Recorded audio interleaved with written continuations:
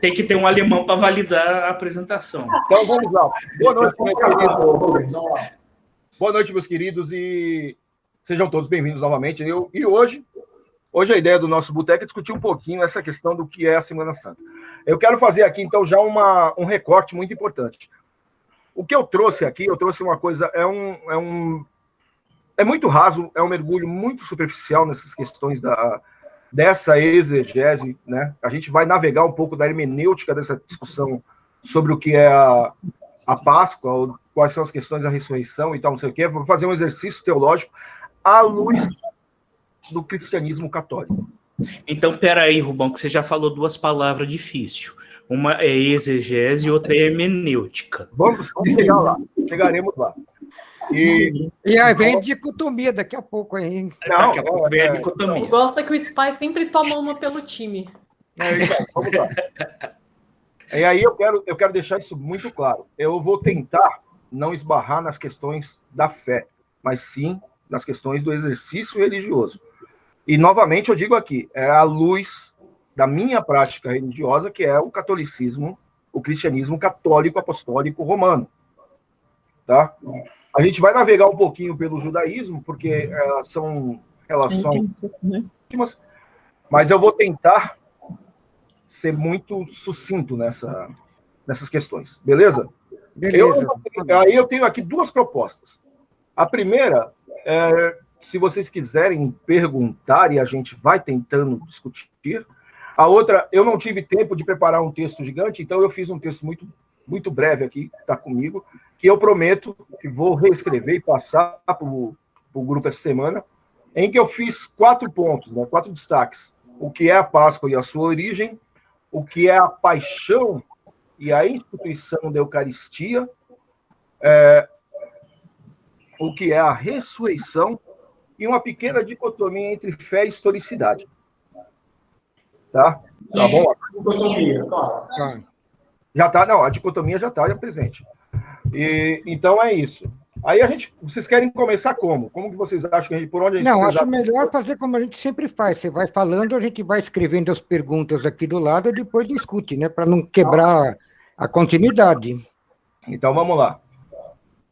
A Semana Santa, na tradição católica, ela compreende, então, a semana no nosso calendário, que acontece 40 dias após as festividades do Carnaval, que é o período que a gente chama de Quaresma, que faz relação com os 40 dias que Jesus passou jejuando no deserto da Judéia e culminam com a entrada triunfal de Jesus em Jerusalém, no que hoje nós chamamos de Domingo de Ramos.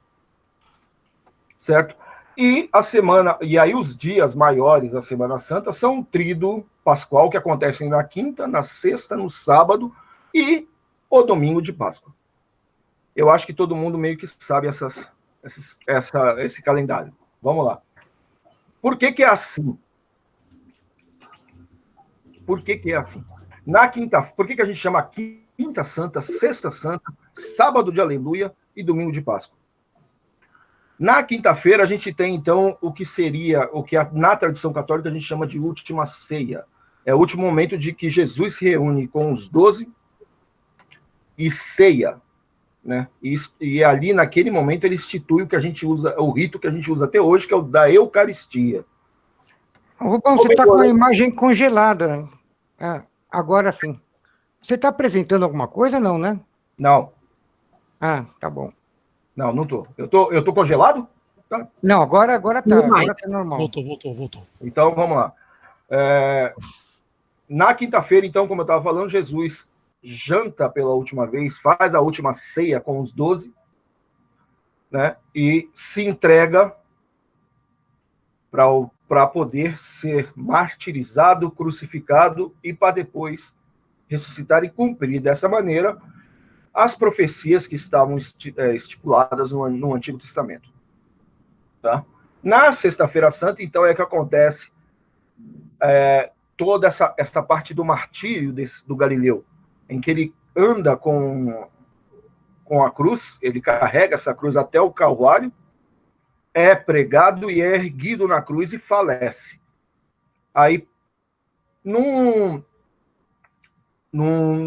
jogo político, ele acaba sendo deposto da cruz e sepultado na sexta-feira mesmo, para que os ritos judaicos sejam cumpridos.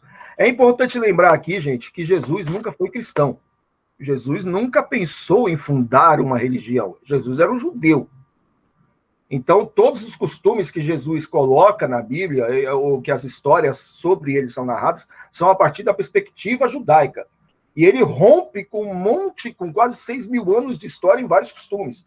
E isso determina a importância daquele Galileu para a história. E a gente vai discutir um pouquinho disso também. E ele, então, ele desce da cruz, os ritos são feitos, os ritos fúnebres são realizados e ele é enterrado. No domingo, pela manhã, quando o pessoal vai visitar o sepulcro, né, para prestar de novo as últimas homenagens ao Galileu, o túmulo estava aberto e o corpo deste homem não estava mais lá. Sobra deste momento a mortalha, que a gente conhece até hoje como Santo Sudário, que o Negrini já conversou com a gente sobre ele, né? E seguimos. Novamente, eu colocando aqui, a ideia do sudário, a ideia desse corpo não estar lá, é tudo às vistas da tradição católica. Tá? Aí já falamos mesmo do cristianismo. Por que a quinta-feira? O que acontece na quinta-feira? A quinta-feira, então, a gente chama de instituição da Eucaristia por conta disso. A Páscoa judaica, ela é comemorada 40 dias depois do solstício. Né? Essa é uma data fixa, a data dos 40 dias é fixa, mas é uma data móvel no calendário. Né? E na época do martírio desse Galileu, a Páscoa se realizaria no domingo. O Galileu, ele rompe com a tradição judaica, comemorando a Páscoa com os 12 dele na quinta-feira. E ele, além disso, ele rompe com uma segunda tradição, e essa sim é a mais importante que fica para a gente, que é onde a gente fala que instituiu a Eucaristia, que é quando ele pega um único copo de vinho, um único pão, parte e reparte com todos. O que não é da tradição judaica. A tradição judaica se você tiver 12 na mesa, são 12 pães, 12 copos de vinho. Então, o cara, além de tudo, ele rompe com mais de 6.000 anos de história diante de judeus, simplesmente para dizer que o que ele deixa para esse pessoal é o seguinte: ama quem eu vim para servir. Não é o servo maior do que o Senhor. A igualdade está estabelecida. Somos todos um, numa única casa comum. E isso é gigante, esse pequeno ato realizado dentro de uma casa simples, lá com os 12, é gigante do ponto de vista teológico. Porque além de romper com a tradição judaica e aí fundamentar a criação do que a gente conhece como cristianismo, estabelece essa questão da partilha. Estabelece que é mais importante do que você estar com todo mundo é que todo mundo partilhe. Mais importante do que você ter uma mesa farta é que ninguém tenha fome. O grande significado depois da primeira lua cheia. É isso mesmo, Raimundo. É por aí. E aí, este é o mandamento que o Galileu queria deixar para os 12. Que mais importante do que uma mesa farta é que ninguém tenha fome. Ame e ame incondicionalmente. Partilhe e partilhe de maneira incondicional.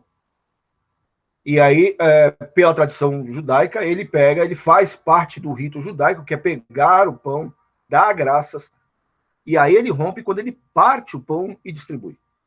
Porque na tradição judaica, o mais antigo, o rabi, ele dá graças pelo pão e todo mundo só pega o pão depois que o rabi comer o primeiro pedaço. E aí todos se servem daquele pão e tomam do seu vinho, mas vai estar lá. Se estão 12 pessoas, 12 pães 12 cálices de vinho. Jesus pega um único cálice de vinho, um único pão, dá graças, né, e distribui. E, na sequência, ele já sabe, aí, na tradição católica, é dito que ele já sabe, e se entrega, então, para o poder estabelecido para que ele fosse martirizado, né, e crucificado.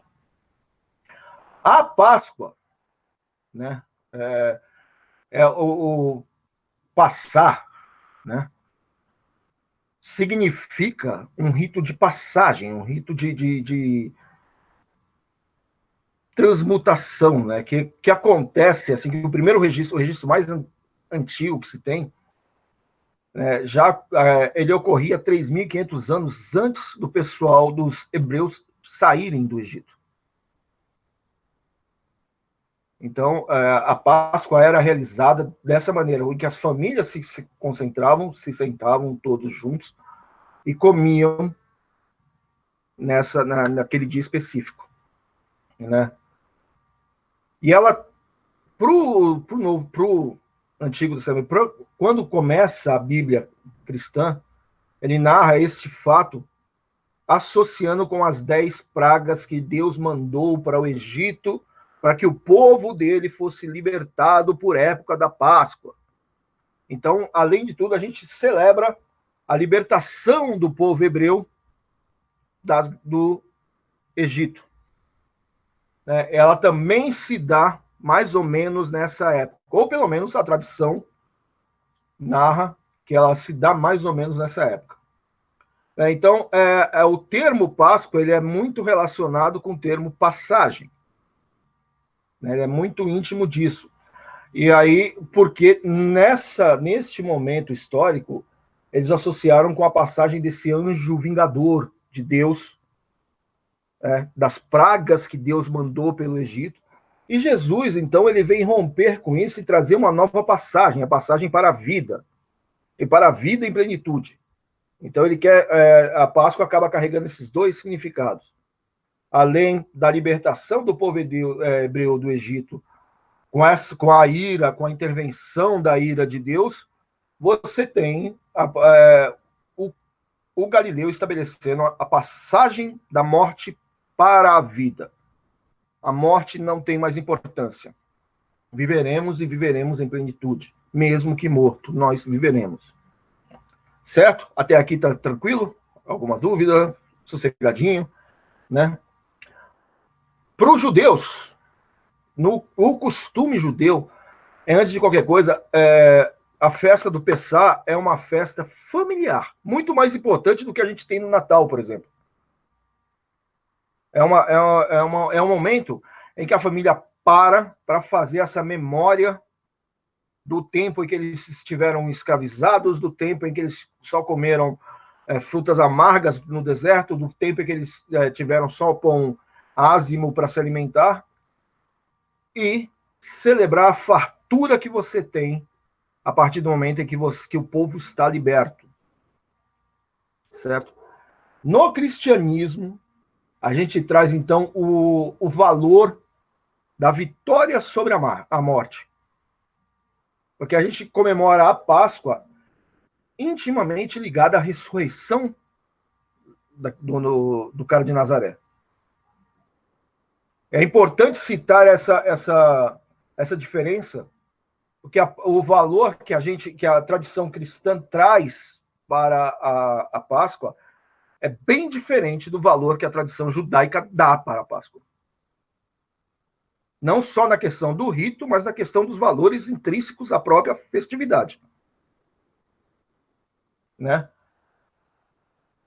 E como é uma festa religiosa, é uma festa de caráter familiar, você tem toda a bênção, você tem toda a questão do respeito relacionado à senioridade. Você vai ter sempre um elder, né? Um cara que vai, o mais antigo, em que vai estabelecer as tradições, em que vai fazer a memória dos textos, em que vai ler os textos e tal. E a nossa Páscoa, ela faz referência a isso. Jesus morre na sexta-feira, mas ressuscita no domingo. E esse é o grande ponto. Ele ressuscita. Beleza até aqui? E agora, seguindo, né? Vamos para frente. Vocês já pararam para pensar por que a gente chama de paixão de Cristo? Paixão, no português, a gente acaba relacionando muito com amor, né? Com estar enamorado e tal, não sei o quê. Por que a gente usa, então, o termo paixão com relação a Jesus, né? A paixão é em relação ao amor que ele tinha às pessoas, não é? Paixão. Paixão, na verdade, ele vem de se doar para o outro. É um jeito legal de enxergar, Aninha. É um jeito legal de enxergar, mas não é necessariamente isso. Paixão, ele vem do latim, né? Vem do latim, mas ele vem de uma declinação do latim, né? Com relação ao pretérito de um termo latino, que significa sofrer. Entendeu? Então, paixão vai no sentido de martírio. Entendeu? Na tradição do nosso português, a paixão acabou sendo contaminada com essa ideia do amor. Por conta do que a Ana falou mesmo, por conta da entrega, por conta de você imaginar que a coisa vale mais. Mas o termo em si, ele faz relação com sofrer, com martirização. E paixão está no pretérito do verbo passio. Seria passionis. A declinação que ficaria. Na verdade, o imperativo desse verbo, o termo é passus, né? E o participio passado, passione, e aí a declinação que traz esse significante. Certo? Então, a ideia da paixão, ela vai nesse sentido do sofrer, do caminho que aquele Galileu fez durante as 12 estações da Via Sacra, até chegar no ponto da sua execução. Belezinha? Tranquilo também até aqui? E essa ideia da paixão, ela se estabelece, ela chega no ápice dela com a crucificação. A crucificação, se vocês, por acaso vocês não souberem, ela era um crime, era uma punição para crimes políticos no Império Romano. Né? O Galileu, ele foi condenado à morte de crucificação porque ele foi considerado um inimigo do Estado. O clero, preocupado com o sucesso que aquele Galileu estava fazendo, junto às suas bases, né? Ele estava convertendo, pela prática dele, os judeus a um neo-judaísmo, a uma ideia diferente, rompendo com as tradições judaicas. E os judeus, os doutores da lei judaica, resolvendo que aquele cara deveria ser parado. Porque, afinal de contas, é a história da humanidade. Qualquer um que incomoda o status quo merece ser parado. Né? E com Jesus não foi diferente. A igreja provocou tanto, criticou tanto, infernizou tanto a Pilatos que eles acabaram transformando aquele Nazareno no inimigo de Roma. Não era mais só um inimigo das tradições judaicas, mas sim um inimigo do Estado. Tanto que a tradição também ainda diz que Jesus foi crucificado com uma placa escrito lá, né, na tradução, que Jesus Nazareno, rei dos judeus. E esse é o argumento definitivo que os judeus usaram para Roma. Que Jesus estava se declarando rei. Então, como que o César ia encarar um outro rei? E aí, sim, tem a chave para a condenação de Jesus perante o Estado romano. E é por isso o lance da coroa de espinhos, é por isso o lance das chibatadas, é por isso o lance de toda a humilhação, porque, afinal de contas, se ele era rei, ele tinha que ter uma coroa e tal, essa coisa toda. Mas Jesus, ele morre como inimigo do Estado romano, mas ele era efetivamente alguém que incomodava as lideranças religiosas. E Tanto que também há na tradição, está no texto bíblico, tá, não sei o que Pôncio Pilatos usa um ato que para o romano era muito importante, né, que é o ato de lavar as mãos. As minhas mãos estão limpas do sangue deste inocente. Não vejo neste inocente pecado ou crime para o qual vocês estão o acusando.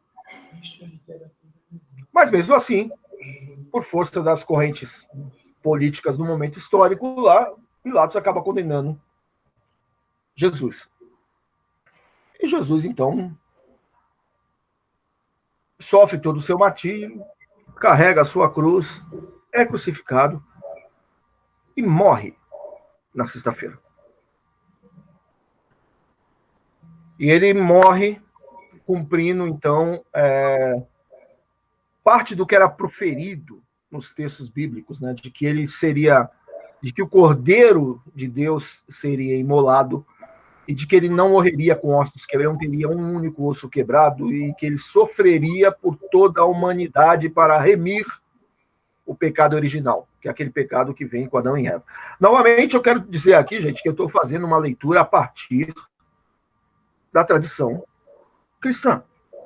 Então, essas afirmações, que não são afirmações minhas, o que eu estou dizendo aqui são coisas que estão nos textos sinóticos, estão nos evangelhos, essa narração está no evangelho, percorre todo o Novo Testamento, e ela é linkada com vários livros do Antigo Testamento. Porque desde o tempo de Moisés, o povo hebreu esperava um Messias.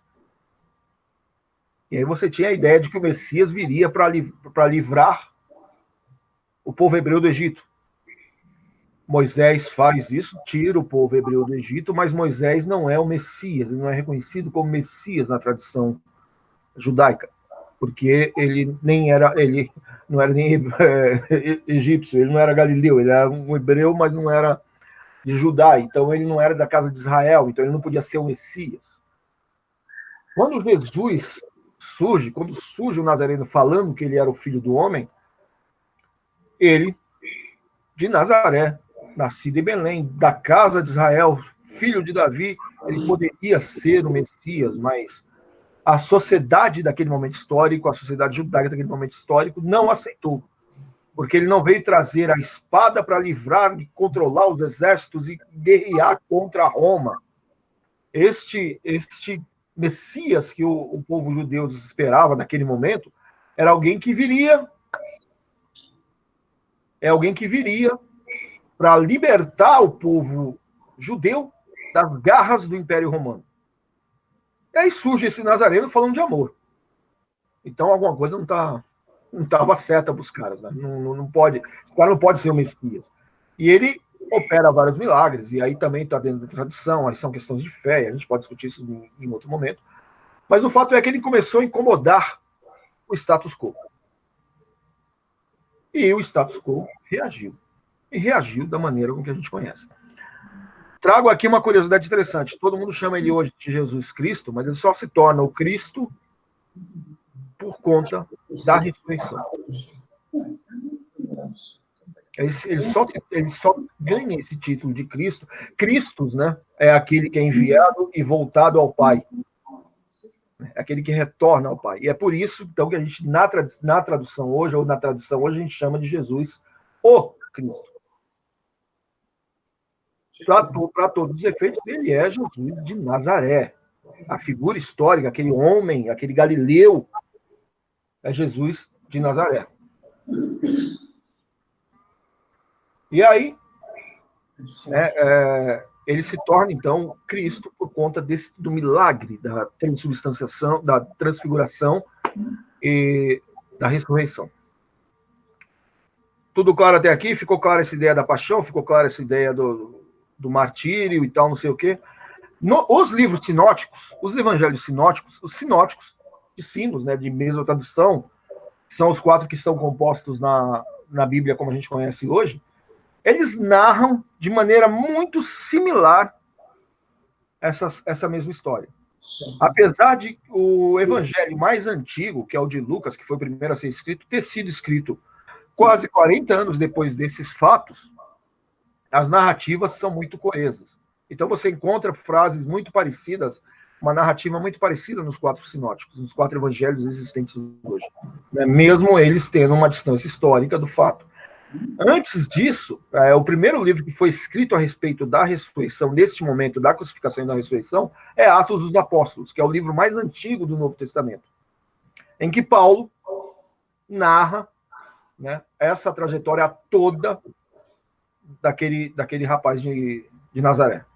Então, por uma questão histórica, né, de estabelecimento de uma linha do tempo, primeiro é o livro de Atos dos Apóstolos, aí as epístolas paulinas, e aí vem as epístolas de Timóteo, e aí depois surgem os 4 evangelhos, nessa ordem, na ordem que eles estão lá, Lucas, Mateus, Marcos e João.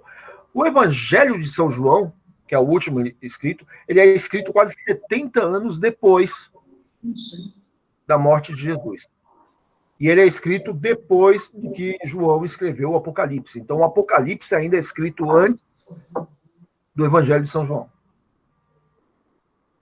Só para ter uma linha mais ou menos, uma linha... Aí alguém pode me perguntar, por que são aqueles 4 que estão na Bíblia e não os outros? Exatamente por essa questão da narrativa, de serem narrativas coerentes, de serem muito parecidas, de elas contarem as coisas, vários fatos históricos com a mesma precisão. São várias passagens, quase a totalidade da passagem dos 4 livros é similar. Então, montou-se um compêndio, escolheu-se esses 4 em detrimento dos apócrifos. Existem outros evangelhos, existem conhecidos hoje quase 60 evangelhos diferentes. Todos eles narrando a figura histórica de Nazaré, desse Galileu, sobre vários ângulos, então tem muita história, tem muita coisa. Mas o que esses apócrifos têm em comum, eles narram essa passagem da quinta, da sexta, do sábado e do domingo de maneira diferente dos 4 apócrifos, dos 4 sinóticos. Eles colocam outros elementos e tal, não sei o quê. Então, deixou-se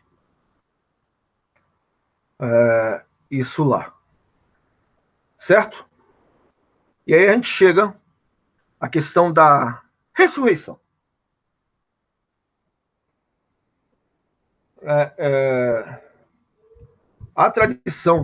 Na tradição judaica, o Messias seria reconhecido a partir do momento em que ele não estivesse mais aqui, né? E isso chocou muito a sociedade naquele momento histórico. O fato do corpo daquele judeu martirizado, crucificado e morto não estar no sepulcro, né, não estar dentro do túmulo, chocou demais a sociedade à época. E aí há todas as narrativas dos evangelhos de que Jesus apareceu durante 40 dias, ele ainda caminhou e se fez reconhecido diante dos que caminhavam com ele, então não sei o quê, mas isso aí é uma questão para um outro papo. Vamos nos ater aqui ao que significou, o que significa isso, ressurreição. Até Jesus, até esse Nazareno, ninguém tinha subido aos céus de corpo e alma. A alma sempre volta ao céu, é uma questão de fé, novamente, aí a fé, tanto a fé judaica como a fé cristã, tem essa ideia da imortalidade da alma, e que a alma volta para o Criador, porque o Criador é quem cria e quem dá a alma, então ele resgata essa alma ao final da vida. E Jesus apresenta, então, uma nova possibilidade, uma nova verdade, que é que mesmo que morto, você viverá. Basta crer. E aí ele estabelece novamente, rompendo com toda a tradição, de que a alma é imortal de fato e de direito. Né? Jesus, durante várias passagens do Evangelho, ele profetiza a própria morte. Ele apresenta vários indícios durante toda a narrativa dos 4 evangelhos sinóticos de que ele será julgado e morto, e ele sempre se referia a ele como o filho do homem, será julgado e morto pelos seus pares e ressuscitará para a glória de Deus. Cumprindo, então, as profecias de Isaías, de Ruth, de Anton, de um monte de outros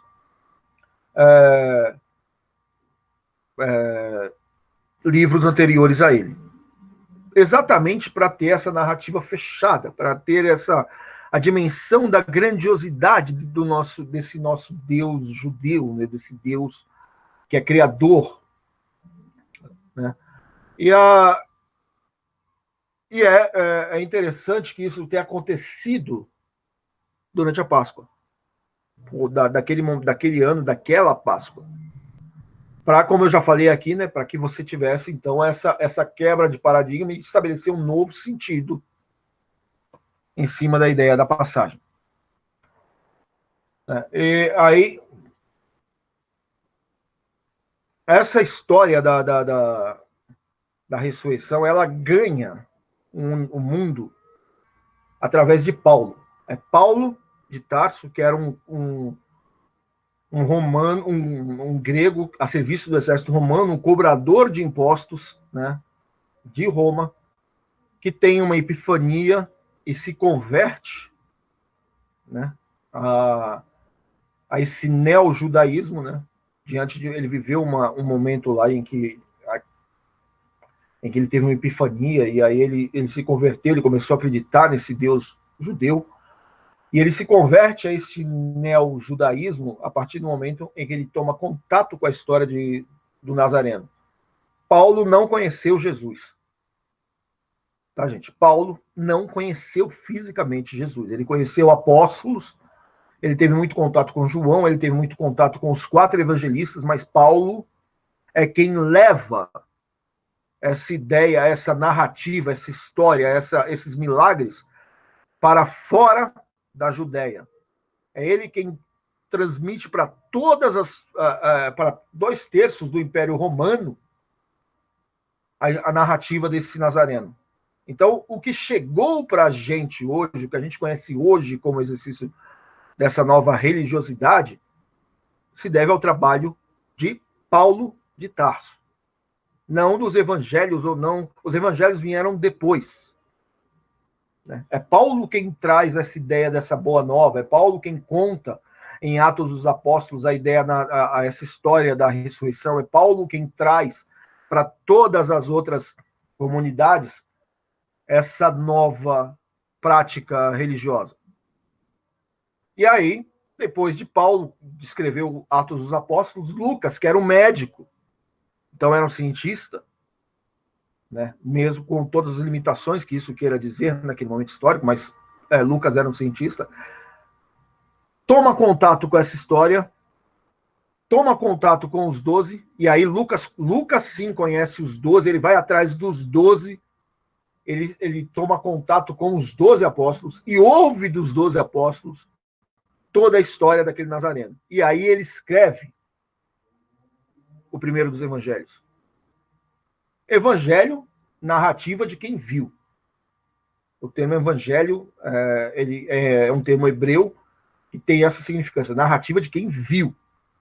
Então, por isso que o evangelho não é uma biografia, ou uma bibliografia, ou uma historieta, não. Ele é uma narrativa daquele que viu. Apóstolo, aquele que viveu, aquele que andou com. É por isso que a gente não é apóstolo, a gente é fiel. É uma diferença interessante nos termos, mas apóstolos são só 12. São os que viram, os que andaram, os que narram essa história. Lucas teve contato, então, com os 12. Marcos teve contato com Lucas. Mateus teve contato com 8 dos 12, porque, por exemplo, 4 já tinham sido também mortos pelo Império Romano. E João foi um dos 12, o mais novo dos 12. E aí, e essa história, então, ganha o Império Romano, e aí o resto é história. né? A atenção que é dada a este fato histórico é o cerne da profissão de fé do cristianismo. O cristianismo não existiria sem o mistério da ressurreição. Então, é para além de uma questão de fé ou uma questão de dogma, a questão da ressurreição é um pilar teológico, sobre o qual a gente pode discutir inúmeras situações, né? Porque ele perpassa a questão da fé e perpassa a questão da ciência, né? A gente coloca assim, é muito fácil você pensar que a gente pode estar acreditando hoje em dia ainda numa mentira muito bem contada, já que a gente consegue comprovar historicamente, né, a N vestígios, a N traços, a N comprovações de, por exemplo, de Jesus, de José, de Maria, dos 12, mas não há comprovações históricas ainda para além da dúvida sobre a existência desse Nazareno. Esse Jesus de Nazaré, ele ainda não é ele, apesar de ser uma figura histórica, porque você acredita-se que ele conviveu de fato com todos os outros que estavam ali, dos quais se consegue comprovar, mas não há evidência da existência, uma evidência histórica para além da dúvida, certo? Por exemplo, se consegue, hoje sabe-se a casa que viveu esse José Carpinteiro, a casa que viveu Maria, a casa que viveu Pedro, os outros 11, assim, por exemplo, João, que foi o que morreu mais velho, João era o mais novo apóstolo de Cristo, e foi o que morreu mais velho, João morreu com quase 100 anos. Você tem os registros do Império Romano, da prisão desse cara vivendo na prisão. Então, os 12 existiram. Há comprovações históricas disso. E os 12 falam do mesmo cara que ninguém consegue comprovar a existência dele. Então, a gente pode estar acreditando, de fato, numa tremenda mentira muito bem contada, mas pode não ser. Porque é muito difícil você pensar que 4 livros ou 5 livros, se a gente considerar o Atos dos Apóstolos, escritos em momentos diferentes, por pessoas diferentes, teriam uma narrativa tão próxima se não fosse uma história contada e devidamente vivenciada por outras pessoas. E aí a gente já cai no quarto ponto que eu queria aqui, colocar que a questão entre a fé e a historicidade da coisa, né? Vários historiadores, vários cientistas discutem a fascinante passagem desse Nazareno, desse homem, né? E é claro que a ressurreição é um ponto gigante nessas discussões, né? E, por exemplo, se a gente for pensar assim, ó, que na maioria das tradições religiosas, você tem histórias parecidas de divindades e de ressuscitados e de ressurrectos e coisas do tipo. O que faz diferente, então, dessas outras narrativas, a narrativa deste Nazareno especificamente? Como eu disse, o primeiro ponto é efetivamente o fato dele romper com toda a tradição judaica. E ele fazer isso de uma maneira em que as pessoas da época não conseguiram não notar, não conseguiram não perceber, e não conseguiram não se perguntar até onde aquilo estava valendo a pena, até onde aquilo era certo e até onde a prática delas era a melhor. Ele suplantou a história, né? Ele suplantou a discussão, ele suplantou o exercício teológico quando ele mostra um novo caminho dentro da mesma fé. A gente não pode perder de linha nunca que Jesus era judeu e era um rabino. Então, esse cara, de dentro da religião, dentro da prática religiosa dele, ele mostra um novo caminho, rompendo com quase 6.000 anos de tradição dele, da história dele. E isso ganha um exercício gigantesco dentro da própria sociedade da época e de todo o Império Romano nos anos seguintes. Né? Há um índice gigante de estudiosos sobre o Novo Testamento, sejam eles conservadores ou não, que acham argumentos muito positivos com relação ao fato de, mesmo sem evidência histórica, que esse cara existiu. Né? Do mesmo jeito que há um percentual menor de gente que acha que é uma balela mesmo, que é de fato uma história muito bem contada. Mas, por exemplo, o consenso majoritário, né, é de que os evangelhos sinóticos estão corretos. Há um consenso na academia de estudiosos, de biblistas, teólogos, historiadores, de outros estudiosos, de que os sinóticos, os 4 evangelhos que estão dentro hoje do Novo Testamento, não são um conto da carochinha, mas sim uma descrição muito apurada de um cenário real, de algo que aconteceu. E aí, eles não discutem necessariamente se o cara, esse consenso, não discute necessariamente se aquele cara ressuscitou, mas eles concordam de que é muito fácil ele ter existido, de que é muito mais fácil o cara ter existido, mesmo sem as comprovações, para além das dúvidas, né, do que ele não ter existido. E com relação à ressurreição em si, os argumentos são os mais variados, né?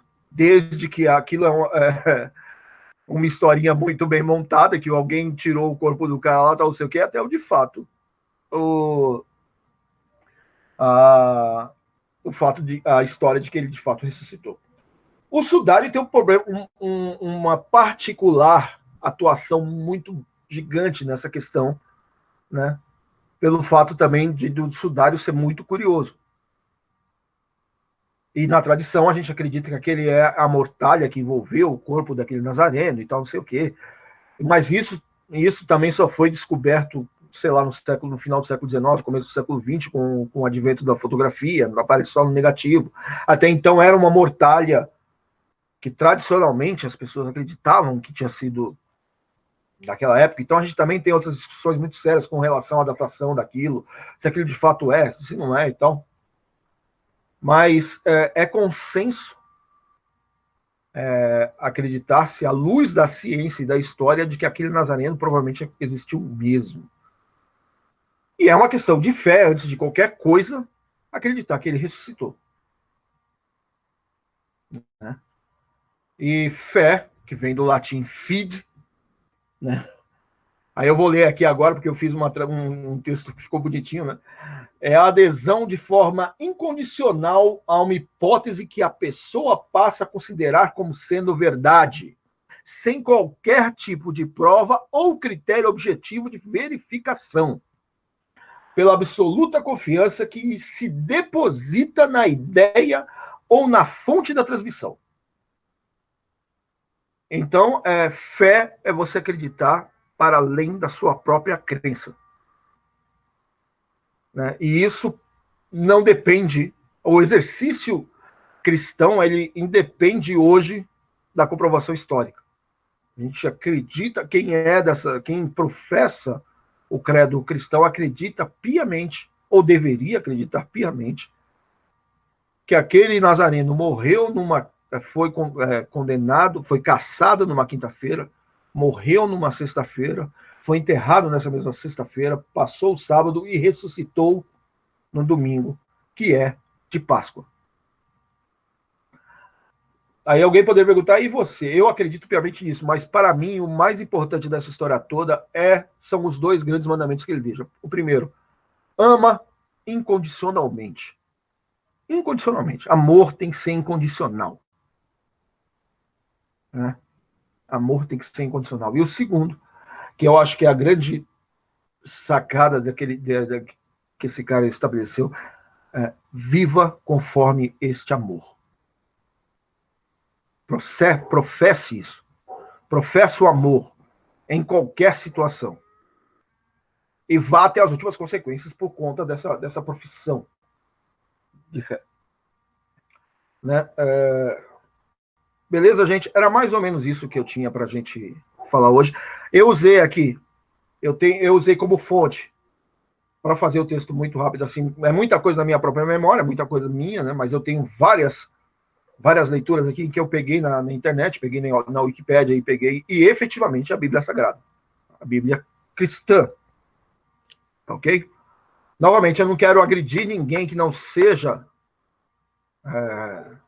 cristão, e a intenção desse nosso bate-papo em nenhum momento é ferir essa ou aquela religiosidade, é apenas tentar navegar um pouquinho nessas questões sobre o grande mistério que estabelece o pilar central da fé cristã, que é a ressurreição daquele Nazareno. E ele, novamente, ele se torna, a gente hoje reconhece esse cara como Jesus Cristo por conta da ressurreição. A figura histórica é Jesus de Nazaré. Beleza, gente? Era mais ou menos isso. Muito obrigado. Vamos ver aqui o que vocês Valeu. Muito bom. Valeu. A gente deixou umas piadas aí do lado também. Agora tem 200 perguntas aqui para você. E algumas piadas aí também. Tem ironia, tem sarcasmo, tem... Não, vamos embora, né? Eu não fiz nenhuma piada, viu? Aham. É isso mesmo, é a primeira lua cheia depois do equinócio, é exatamente isso. Minha mãe falou que... Por isso que a Páscoa é uma festa móvel, né? Porque cada ano cai num dia diferente. Mas você falou que todo mundo conhece o significado da quinta, da sexta, do sábado, do domingo. Minha mãe falou que eu não sou todo mundo, então eu não sei não. Pode falar. Eu não sabia que era quinta-feira santa. Agora você sabe. Agora você sabe. Não, qual que é? Quinta-feira o quê? Quinta-feira Não, peraí, o Rubão tá falando. Quinta-feira é o quê? Sexta-feira eu sei que é da Paixão, que eu faço churrascão da Paixão aqui todo ano. Quinta-feira é o dia da e a instituição da Eucaristia. É a quinta da Eucaristia, a sexta da Paixão, o sábado de Aleluia e o domingo de Páscoa. A coisa mais importante da quinta-feira, para além da instituição da Eucaristia, ela tem uma outra passagem muito importante, eu não citei aqui, mas é a instituição do sacerdócio. Também. Jesus, na quinta-feira, faz o tal do lava-pés. Lava-pés. E isso, quando eu falo que Jesus rompeu com toda a tradição judaica, ele dá vários pontos realmente poderosos disso. Lavar pé, lavar o outro, era uma coisa notadamente feita por escravos. Ele, como rabino, fazendo... Não, ele seria lavado. Ele seria lavado. Jesus, antes da tradição judaica que as pessoas só entrem para o surro de passar, né, que é para o jantar da Páscoa, limpos. E a limpeza vai por passar a água e óleo santo e aromático nas mãos e nos pés. Então, sempre teria, naquele momento histórico, um escravo, alguém muito subalterno, fazendo isso com todo mundo que entrasse para aquele jantar. Tá, agora vai uma pergunta para os biólogos daqui, enfim, dermatólogos, sei lá. Óleo na pele, qual que é a vantagem? Qual que é o que isso faz? Não é hidratante? Vários deles têm uma... Ô, Lu, você vai responder essa pergunta? Ah, bonitona, ela passa óleo todo dia na pele. Então. E vocês também, provavelmente, em todos os sabonetes que usam. Porque tem vários óleos que são usados para limpeza e para controle microbiano. Até naqueles baratos que eu compro aqueles palmolive baratos. Até no palmolive. Isso é uma verdade. Mas a ideia do óleo no jantar de Páscoa é de purificação, não é nem da limpeza, nem é de purificação, é de estar apresentável à mesa. Mas Rubão, vamos lá. É uma tradição, e toda tradição é meio que um óbvio que precisa ser questionado. Sim, claro. Eu passo óleo antes do jantar da Páscoa, mas por quê?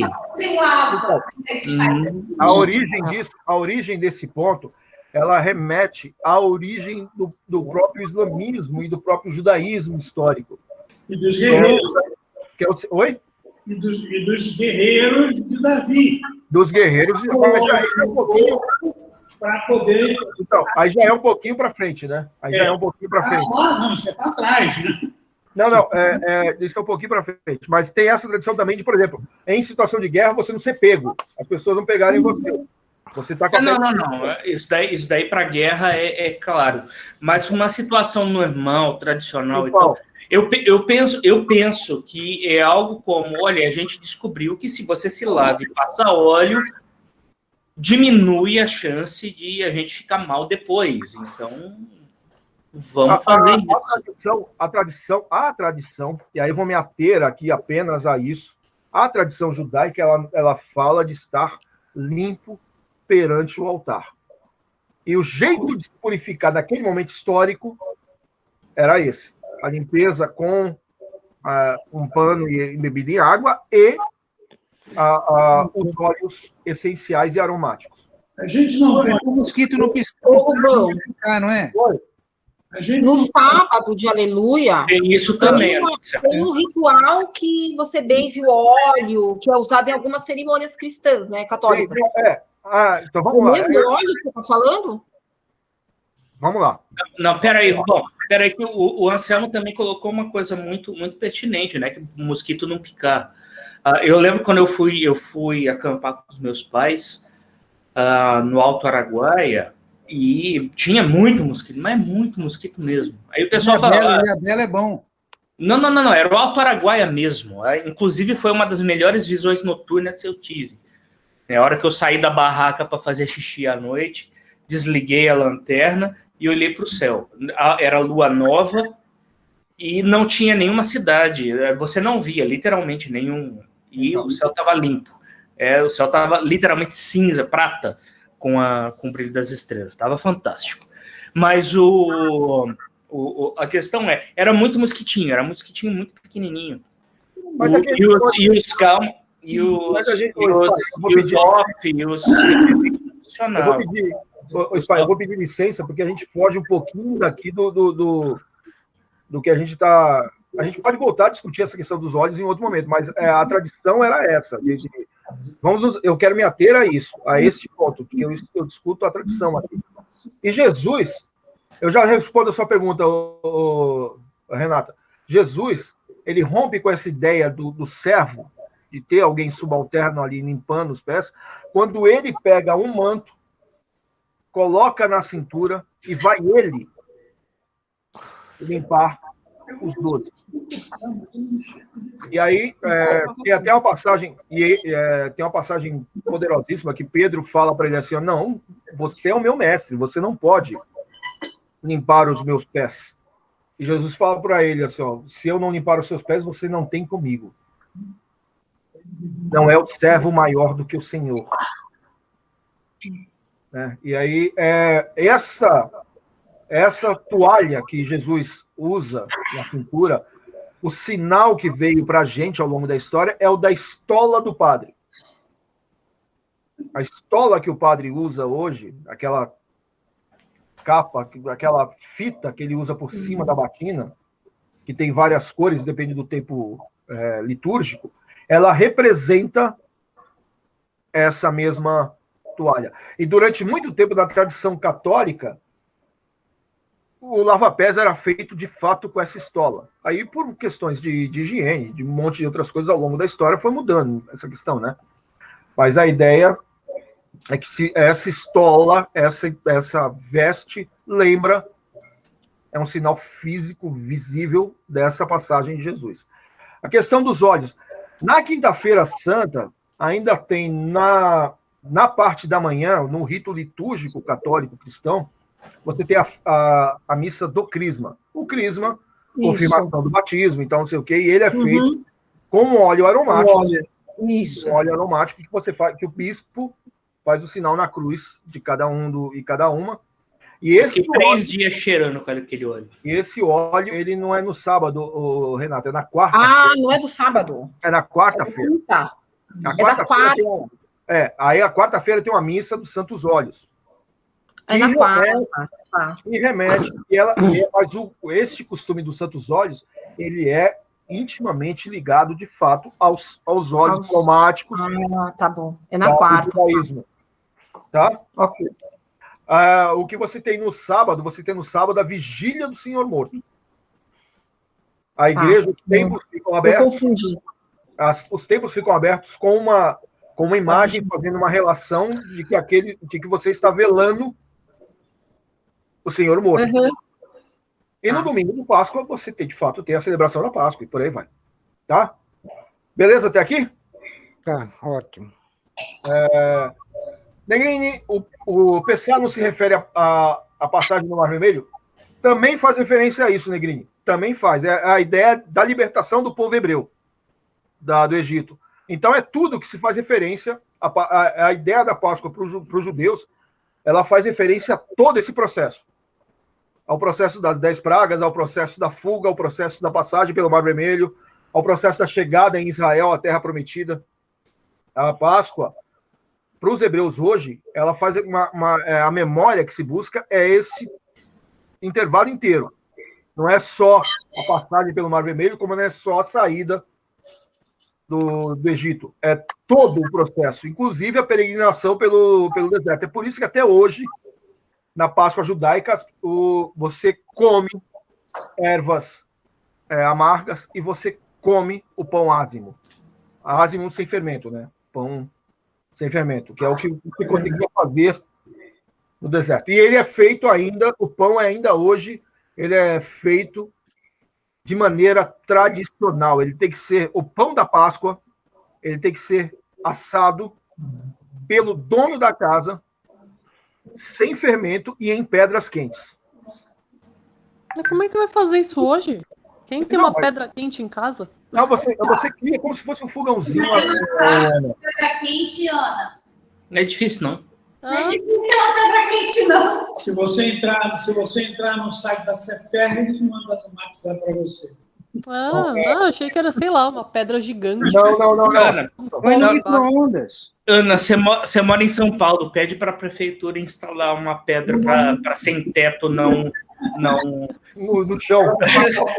Para sem teto não acampar no teu quintal. É uma pedra só, não precisa ser muita coisa, não. Não, mas eu conheço uma família judaica que tem uma pedra plana que eles colocam em cima da frigideira para fazer o pão. Para fazer. Pedra, vem daí a ideia. Então, mas é apenas a questão do rito, né? Ele se mantém fiel a isso. A respeito da fertilidade, em português temos Páscoa, passagem, em inglês, Easter, né? Do Star. Eu vou pedir para vocês, pai, para que eu responda isso com um pouco mais de calma no momento em que eu trouxer mais referências. O Rubens, Oi? Eu só queria tirar uma dúvida de você. Vamos lá, se eu puder. Na minha cabeça, nos evangelhos sinóticos, quando a gente vê o evangelho de Marcos, ele tem uma característica, porque ele começa direto na paixão. Sim. Depois você tem o evangelho de Mateus, segundo os biblistas, esse evangelho foi escrito principalmente para o pessoal que vivia na Judéia. Sim. Ele corresponde a um pedaço do sul. É o sul do Israel. Hoje você tinha naquela época, você tinha Pérea, tinha a Galileia, mas na Judéia. Depois o segundo que eu conheço de leitura, esse evangelho foi escrito por volta do ano 70, 80. O segundo evangelho seria o evangelho de Tomé. Não, perdão, de Tomé não, desculpe, de... Lucas. Não, Mateus. Tá. Seria um evangelho já voltado para o pessoal da diáspora que vivia, que era a região da Síria daquela ocasião. Sim. E que o Evangelho de Lucas seria mais para frente, por volta do ano 80, quer dizer, que já com o conhecimento de Paulo, que é chamado Evangelho dos Gentios. E aí, depois, já o Evangelho de João, que alguns acham que é o Evangelho gnóstico, esse, a dúvida se foi 100 ou 105. As datas são um pouquinho diferentes. O primeiro se comprovou há muito pouco tempo que o primeiro, de fato, foi o de Lucas. Lucas é o primeiro dos evangelhos. Apesar de ter a narrativa mais longa, de ter a ideia de ser o que surgiu mais longe de onde os fatos se deram, o de Lucas é o primeiro deles. E aí segue Marcos, Mateus, Lucas, Marcos, Mateus e João. João, de fato, é o último evangelho, é escrito até depois, como eu disse aqui, depois do Apocalipse. João escreve primeiro o Apocalipse, depois escreveu o evangelho. E aí, a questão de ser o gnóstico ou não, a gente pode discutir em outro momento. Eu acho o evangelho de uma poesia fantástica. É um evangelho sensacional. Agora, um outro aspecto que você falou de Jesus, que Jesus existiu, eu acho que não existe mais dúvidas quanto a isso. Yeshua Bar Yosef, que existiu esse camarada, porque a gente chama Jesus e a maior parte das pessoas não sabe o que quer dizer a palavra Jesus. Sim. Jesus é Yeshua, Deus com salvação. Né? Porque o Jesus... E o grande problema de Jesus é que ele brigou com um governo que ele se recusou a aceitar o imperador por Deus. E isso foi o grande motivo da grande perseguição dos cristãos. Você está de acordo com isso? Vamos lá. Jesus ele acaba sendo condenado como inimigo do Estado por uma questão meramente teológica. Jesus, em nenhum momento, a figura desse Nazareno... sim. Não, só concluir. Ele sim declara ou interpõe contra o poder instituído. O tempo todo, a questão dele é teológica. O discurso dele o tempo todo é teológico, de uma nova prática religiosa. Isso eu concordo com você. E isso mexeu demais com aquela sociedade. A turma do tempo. Tanto que, por exemplo, assim, é muito claro para todos os estudiosos do Novo Testamento que Roma, naquele momento, sequer ficou sabendo da existência daquele Nazareno. Foi uma coisa que resolveu ali com Pilatos. É uma coisa daquela região que se fechou ali na Judéia e ficou ali. Né? Então, e outra, só se tem a narrativa de Pilatos, porque por época da Páscoa, daquela Páscoa específica, Pilatos estaria na Judéia, porque ele era costume do Império Romano, na extensão judaica, libertar um preso por época da Páscoa. E o povo escolhia, né, era um julgamento público, o povo escolhia qual dos dois ou qual dos três condenados seria liberto. Então, aí tem a passagem entre Jesus e Barrabás, e o povo acaba escolhendo Barrabás, né, e Jesus acaba morrendo. Mas Jesus... Você está falando ali que tinha que escolher quem ia para o paredão, é isso? Agora, um outro aspecto que eu acho que a gente precisa ver na questão da Páscoa e da Páscoa é o sentido da Quaresma, porque a gente... Bom, eu pertenço ao grupo de Celestino, você sabe que é um grupo de leigos. Eu sou um dos fundadores do Centro Loyola de Fé e Cultura no Rio de Janeiro. Eu sou formado com o grupo de jesuítas, fiz teologia lá no Rio de Janeiro. E um dos grandes problemas que a gente tem é a questão da nossa Quaresma. Sim. Do nosso deserto. Sim. Então, hoje, inclusive, eu escrevi um texto que eu não consegui mandar para o meu pessoal, que é sobre os nossos desertos. E a gente, nesses momentos hoje, eu acho que a Páscoa, e principalmente a Quaresma, a gente é muito levado a pensar num catolicismo, vamos colocar esse catolicismo entre aspas, porque de alguns sacerdotes, outros não. Sim. Uma prática esquisita, né? Uma prática em que você é o eterno pecador. Mas o que significa estar no deserto para você? Jesus passou 40 dias no deserto. Sim, mas... Foi tentado. Você trouxe uma figura muito importante, muito interessante. Gostei da cutucada. Muito interessante. Porque, por exemplo... Porque quando você tem as diversas formas de quaresma, e você vai encontrar isso lá em Coríntios 2, em que você vai encontrar o meu caminho, etc. Isaías fala nisso. Isaías fala disso. Etc.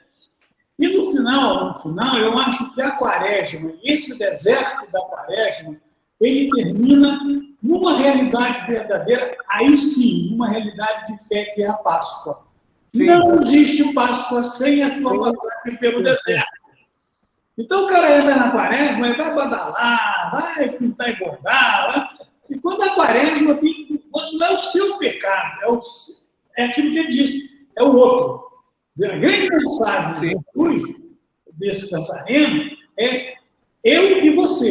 O que eu penso de você? O que eu fiz para você? A gente tem um termo de dizer que é empatia atualmente, mas a quaresma, dentro da pré-Semana Santa, se você não usar a quaresma para meditar, se você não se colocar no deserto, o seu deserto interior, sim. machucam e estão espetando você, a Páscoa vira uma festa de comer chocolate. Qualquer festa, concordo. Então, aí, por isso que eu falo, é uma pergunta bem interessante, eu não sei se todo mundo aqui conseguiu acompanhar o que ele está colocando. Existe um período que Jesus jejuou no deserto, ele passou 40 dias jejuando, e a tradição transformou isso, trouxe isso chega para a gente como esse período anterior à Semana Santa, a gente chamou isso, convencionou a chamar isso de quaresma, né?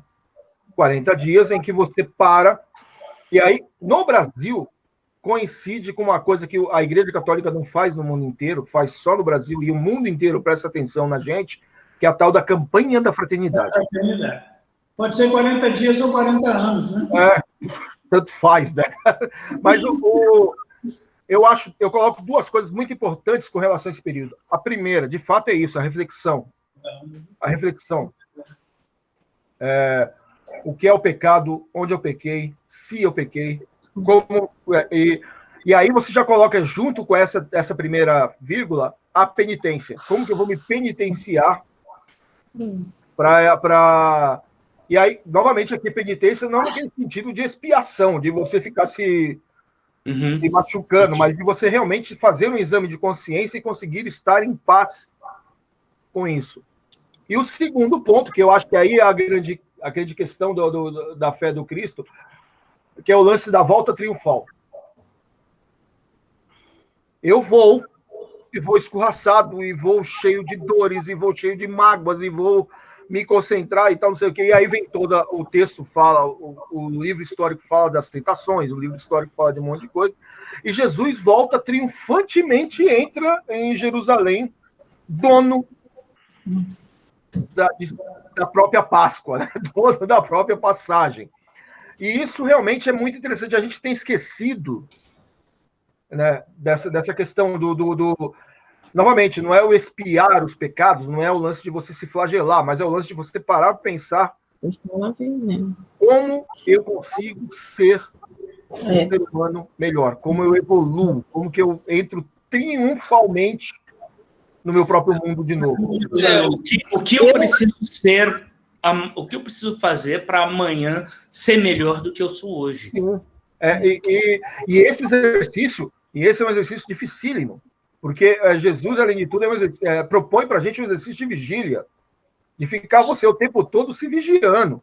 O amor em plenitude não é amor só para quem você já ama. O amor em plenitude é para quem é horizontalizado. Eu não lembro qual filósofo que disse que o preço da paz é a eterna vigília. Eu nunca estudei. Meu caro. Respondido? Respondido? Eu acho que não foi um filósofo, não, foi Dostoiévski, né? Dostoiévski. Foi Eu Dostoiévski. queria só fazer um Que é um comentário. filósofo também, só não é considerado como tal. Aquela frase dele de que o ser humano é um animal extremamente adaptável, no mínimo é um animal extremamente adaptável, eu acho que é a base de tudo aquilo que a gente tem que prestar atenção.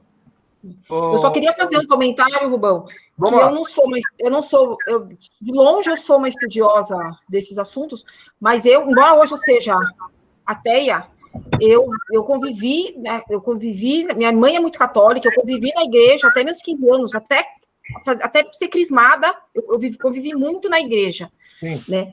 E essas coisas todas a gente aprende no dia a dia mesmo na igreja, sabe? Todos esses valores, e essa questão da quaresma, de você se autoavaliar, de você pensar no que você está fazendo, a questão do pecado, né, de você realmente se autoavaliar. Então, a gente aprende isso realmente no dia a dia ali, estando ali dia a dia mesmo, frequentando Sabe, Renata, para completar, dá licença só um instantinho, Rubão. Se a gente pensar bem, o católico médio é um católico largado, relaxado. Imagina, compara um católico com um islamita. Compara um católico com um budista. Não dá, não dá. Esses caras ficam orando todo dia, às 6 horas da tarde, virado para Meca. Os budistas têm todo dia, quando acordam de manhã, uma oração de quase 1 hora, quando vão dormir. O católico médio, não faz isso. Quem que você conhece que reza o terço, por exemplo? Minha mãe rezava, né? Minha avó rezava. Mas quem você conhece que hoje reza o terço? Talvez por isso que a gente tenha só o IRA como um grupo extremista católico. Há duas coisas. Tem grupo extremista islâmico também. Não. Quando eu digo católico, é católico. Porque no islâmico a gente tem o ISIS, a gente tem eu vou colocar duas coisas aqui que eu acho importantes. A primeira, aquele nazareno, a proposta daquele nazareno sempre foi libertária.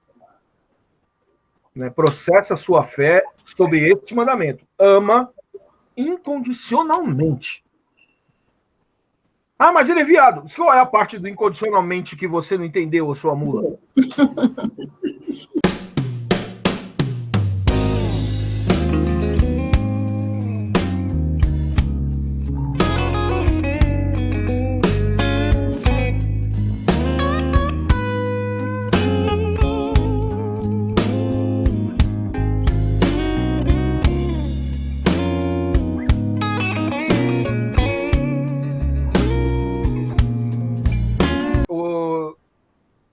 A questão, o que Jesus nos conclama nesse momento da Quaresma, nesse momento da Páscoa, é perceber que a religião não pode ser escravizadora. A religião tem que ser um evento. Agora, você não pode. Jesus também coloca isso muito claro, que você não pode ser alguém que se diz religioso se você não atua na religião. Jesus fala muito claro lá: a fé sem obras é uma fé vã.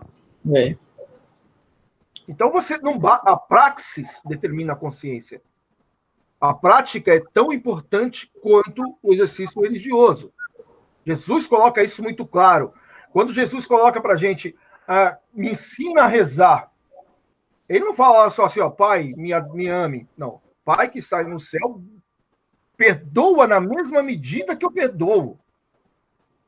Você faz a oração do Pai Nosso, você faz 7 acordos com esse Deus e que você não percebe. Você se compromete a partilhar o pão. Por exemplo, você se compromete a partilhar o pão e você se compromete a perdoar. Só esses 2 acordos que você faz toda vez que você ora e nem percebe, são poderosíssimos. E em nenhum momento Jesus fala, nem na oração do Pai Nosso, nenhum ensinamento dele, que a sua vivência religiosa está presa dentro de um templo.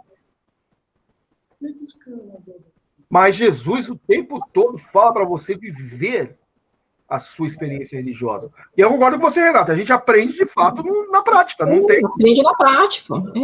Não tem. Não há a gente livro, aprende tudo isso. Não há livro que vai te orientar a amar em plenitude sendo alguém efetivo dentro da fé.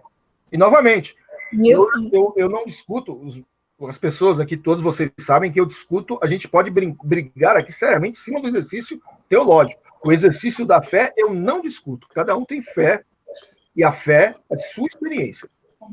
Ela é sua, não é minha. Eu não tenho direito de discutir a sua fé. E eu tento não discutir a fé. Eu não faço... Eu tento não trabalhar conversão, eu tento não trabalhar essas coisas, eu tento trabalhar... E é um trabalho eficiente, porque você vai lá, no meu caso, eu ia lá porque minha mãe praticamente me obrigava. Sim. Né? Eu já não acreditava em muitas dessas coisas desde muito pequena, assim. Mas, enfim...